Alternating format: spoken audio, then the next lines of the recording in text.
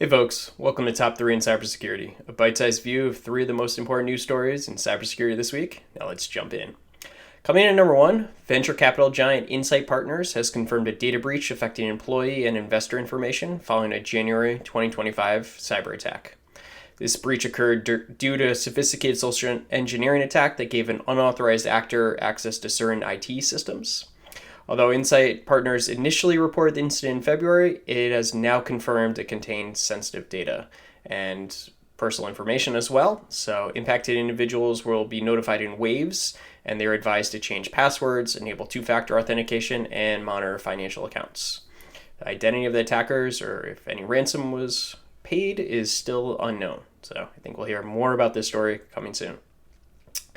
Coming in at number 2, the Lockbit ransomware gang, one of the most notorious cybercrime gangs, has been hacked, and with its dark web affiliate panels defaced by a message saying, "Don't do crime, crime is bad." XOXO from Prague. The breach has exposed a MySQL database containing sensitive information, including 59,000 Bitcoin addresses, negotiation chat logs of victims, and plain text passwords of 75 admins and affiliates. That's awesome.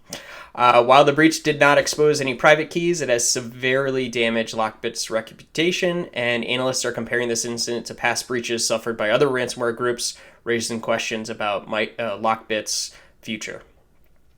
Coming in number 3, World, formerly known as Worldcoin, has launched 6 stores across the United States, inviting people to come scan their eyeballs, specifically your irises, using shiny metal orbs in exchange for a blockchain-based World ID and about a whole $16 in cryptocurrency.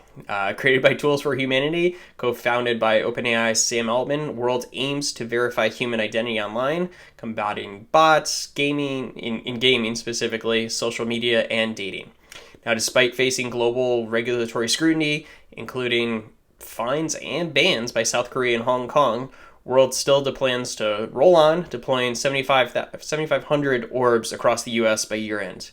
The project has 26 million global users so far, and partnerships with Visa and several other important partners. Okay, that's it for Top 3. I hope everyone's enjoyed this bite-sized view of cybersecurity news, and I'll catch everyone next week.